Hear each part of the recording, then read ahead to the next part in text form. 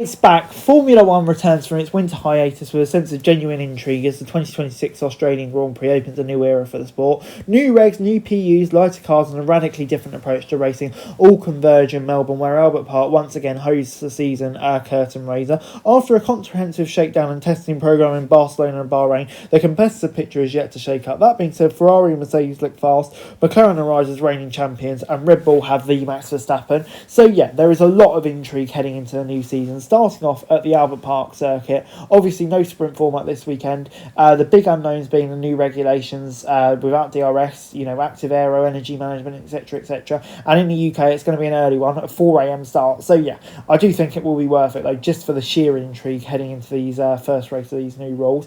But yeah, these regulations represent one of the most sweeping resets in F1 history. Smaller, lighter cars, less downforce. Then there's the removal of DRS, replaced by the complex active aero. Not to mention a near even split between electrical and combustion power. At Albert Park, the implications of what this means for the competition will finally be revealed. In DRS's place comes a manual override electrical boost from cars running close behind, but it can be deployed anywhere in the lap, which may demand more strategic thinking. Energy harvesting will play a critical role with recovery capped per lap. The drivers are also being forced into more dramatic left and coast styles, and that will be even more pronounced at circuits like Melbourne, where heavy braking zones are limited. Braking points will become more fluid, and the fastest qualifying car may not be the most effective in wheel-to-wheel combat. All eyes in Melbourne will be on the reigning champ Lando Norris, who begins his first title defence. History shows defending a maiden title is really straightforward, and a reset in regs strips away many of the performance certainties that Norris relied upon last season. Testing suggests McLaren may not hold the same clear advantage last year,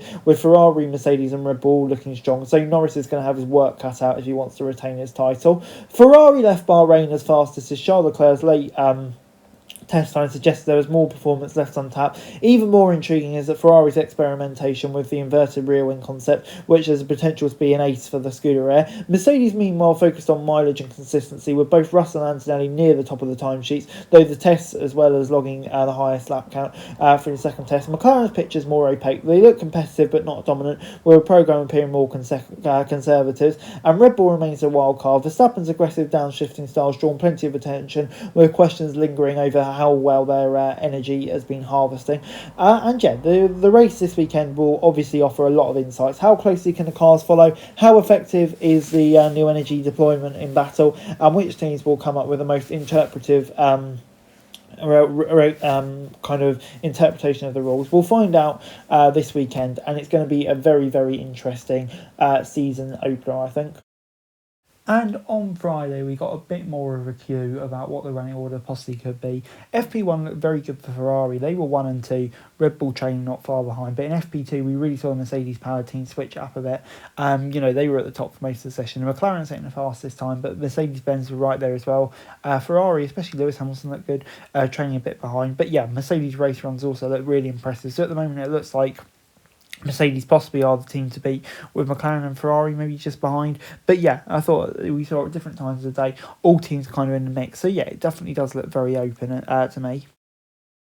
And before I go, my prediction for this weekend, I'm going to say on pole it'll be George Russell. I think, the Mercedes, I think they've been hiding stuff back, and I think they probably will have the fastest car this weekend. I think the Ferraris could well zoom into the lead at turn 1 with their great starts, but I think Russell over the course of the race will have the race pace. But I still think Ferrari will be pretty close. I think Leclerc will finish in second. I'm going to say Lewis Hamilton will make a good start to the season in third, with Red Bull just lagging slightly behind, as will McLaren. And I don't know, wild prediction, Antonelli will have a DNF, and I think there will be a lot of cars, definitely the Aston Martins, a few other cars, and there will be less than 15 cars to finish the race. That would be a dramatic season opener. So anyway guys, that's it for this video. Thanks very much for watching. Remember to like, share and subscribe. Follow us on our socials, link in the description below for daily F1 news, meme and content. Subscribe to our other channels on screen right now, that would be greatly appreciated. Thanks very much for watching. Peace out.